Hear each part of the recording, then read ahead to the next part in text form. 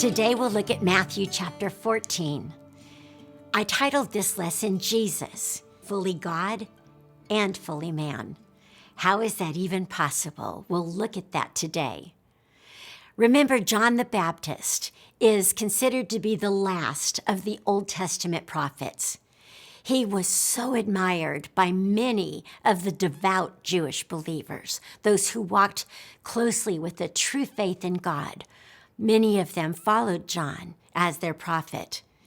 He had many followers, and many of his followers had come to be followers of Jesus.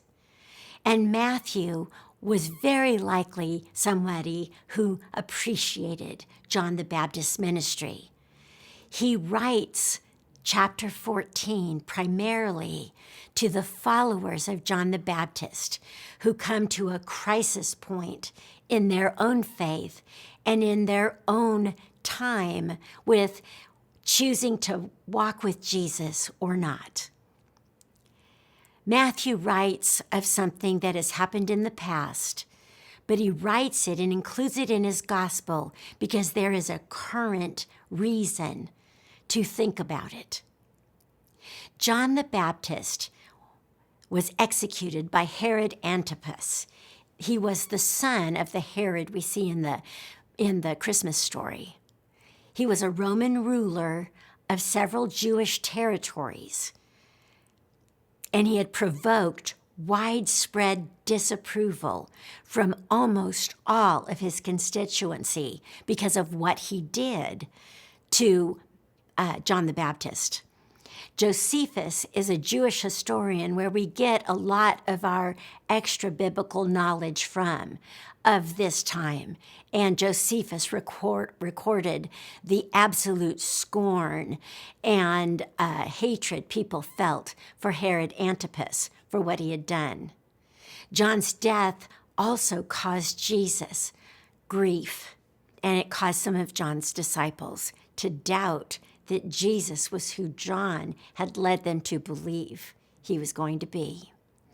So chapter 14 is Matthew's description of this difficult time, and he shows both the humanity and the godly authority of Jesus. One of the most difficult things in theology is this ability to conceive how one person could be fully God and fully man, all at the same time. It's okay if you struggle with it. We all do. And so did John's disciples. From Luke chapter 9 and from Matthew chapter 14, verses 1 to 2, we know that Herod knew of Jesus' miracles that he was performing, and he was very concerned about the following that Jesus was accruing. He knew of the crowds, he knew of the excitement, and he had heard the stories of the changed lives, the mute people who could speak, the blind people who could see, the paralyzed people who could walk. He might even have heard the story of the young girl who had died and come back to life. Herod's concern is actually further proof to the Jewish people that Jesus is their Messiah. So, in Matthew chapter 14, verse 1, it says, "At that time, Herod the tetrarch heard the reports about Jesus, and he said to his attendants, 'This is John the Baptist. He has risen from the dead. That is why miraculous powers are at work in him.' Herod the tetrarch thought Jesus was John the Baptist who had been raised to life to continue miraculous work. Now Herod had arrested John and bound him and put him in prison because of Herodias, his brother Philip's wife. For John had been saying to him, 'It is not lawful for you to have her.'"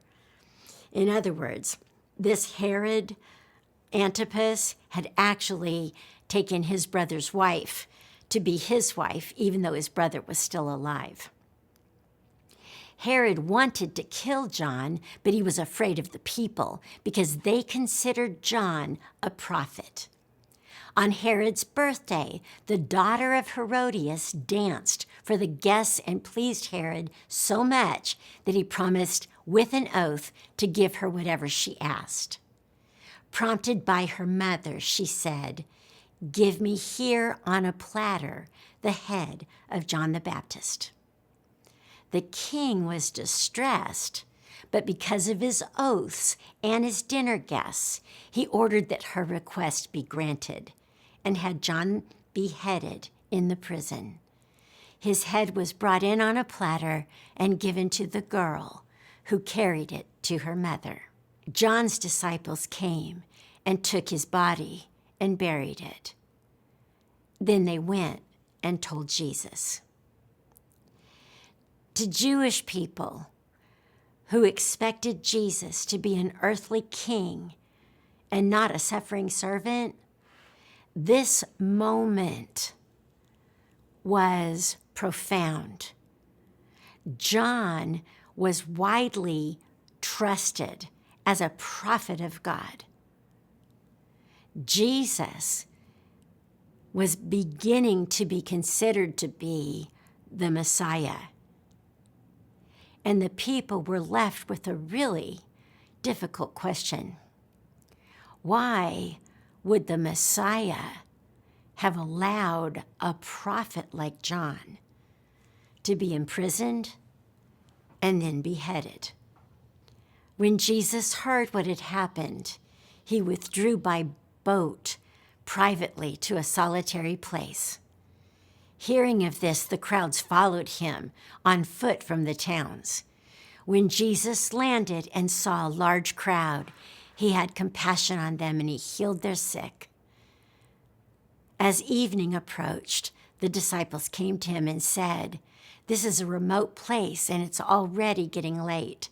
Send the crowds away so they can go to the villages and buy themselves some food."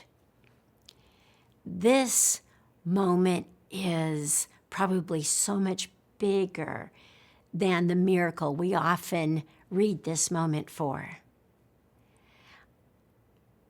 People today are very similar to people back then.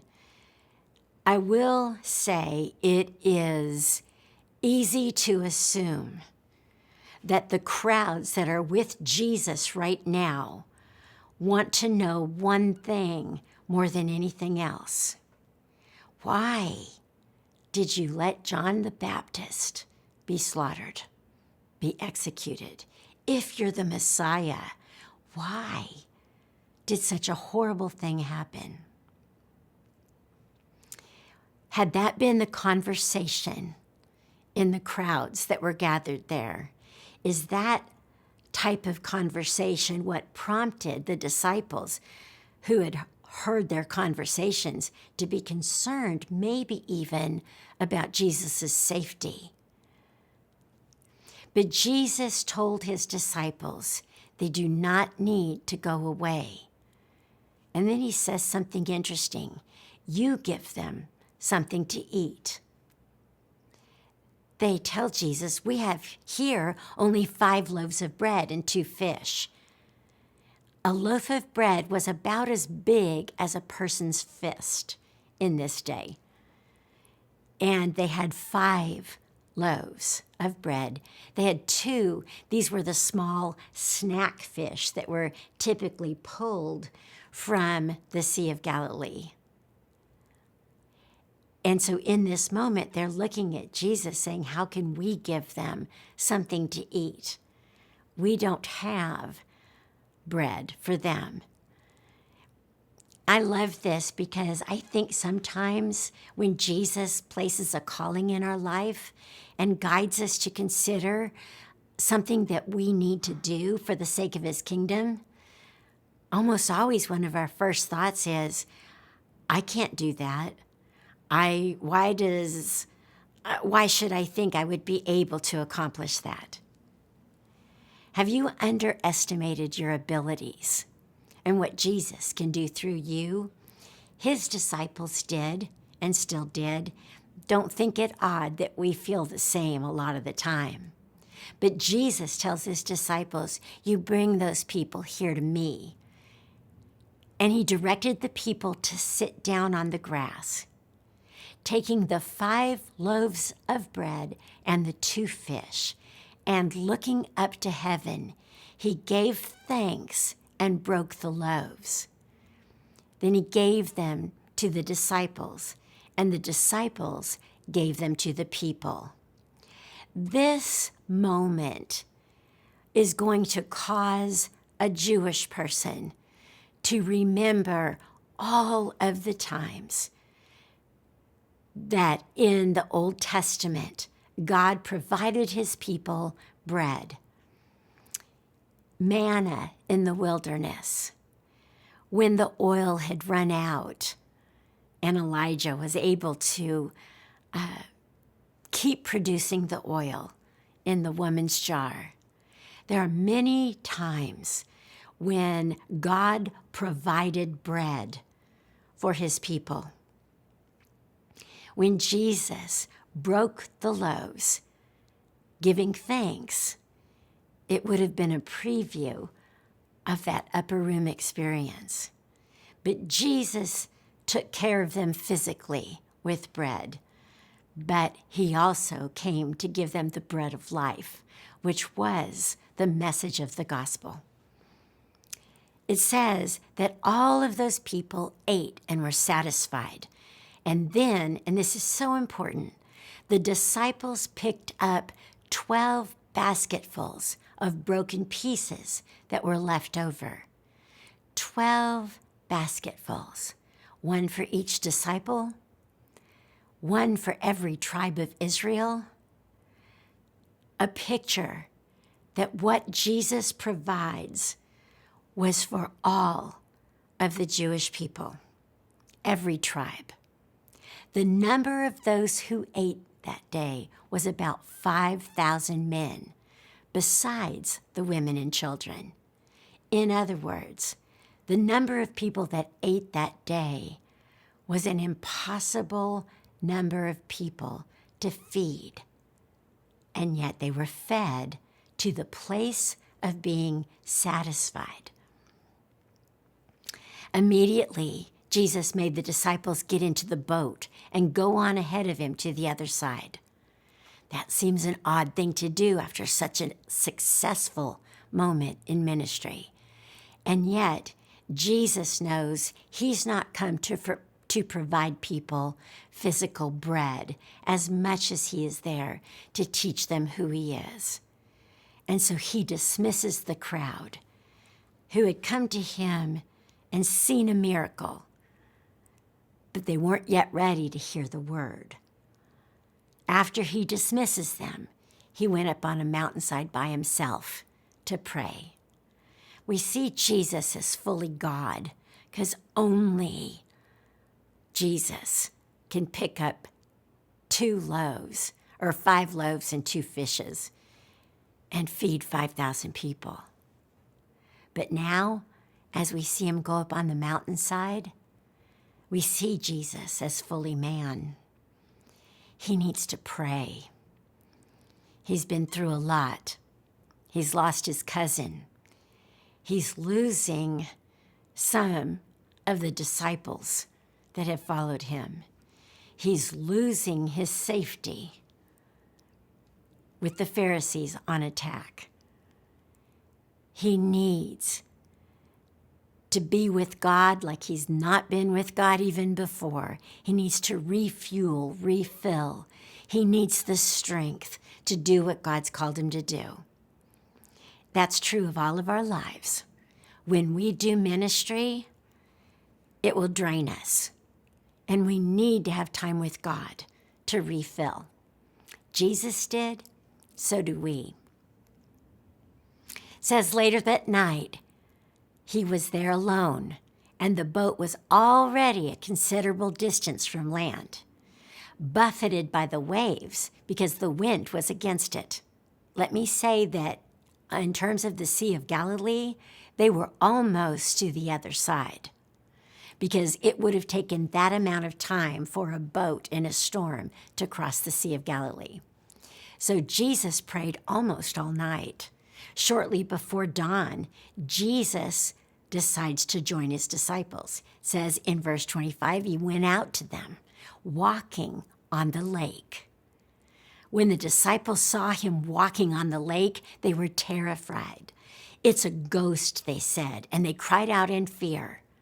But Jesus immediately said to them, "Take courage, it is I." That phrase in the Greek is "take courage, I am," the name God gave himself.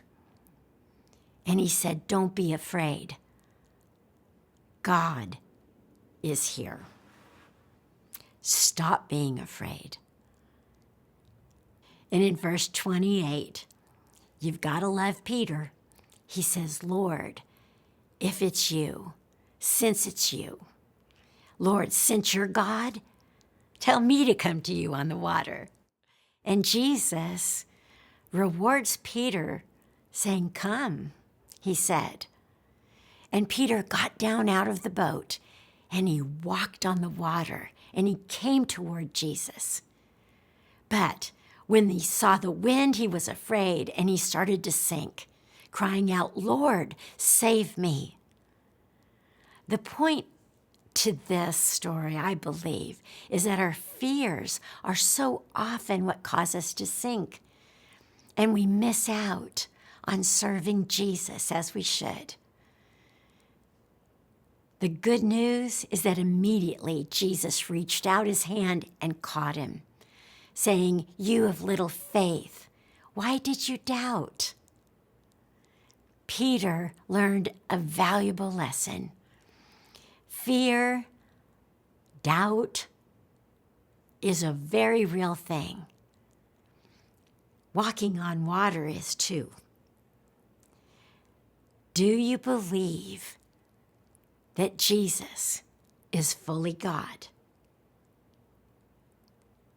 even though you know he was also fully man?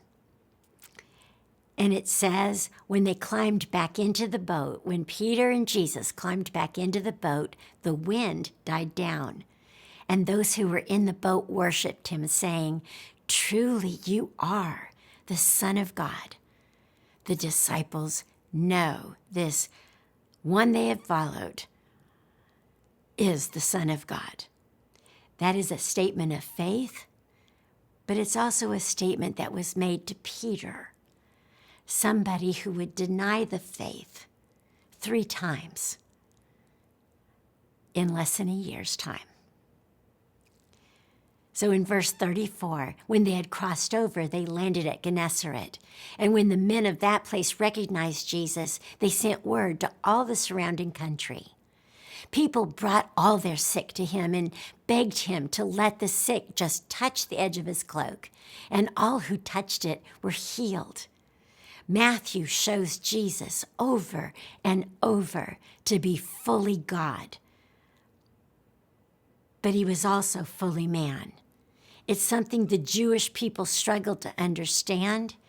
It's something the Jewish people failed to believe when Jesus was placed on trial. There's a great quote by theologian J.C. Riley. It's a long one, but it so talks to this issue of how they could have seen Jesus, the man of miracles, and then later shouted, "Crucify him," or later hide in fear of being persecuted by the people who wanted to crucify Jesus. J.C. Riley said, "He that made the heavens went to and fro as a poor, weary man on earth.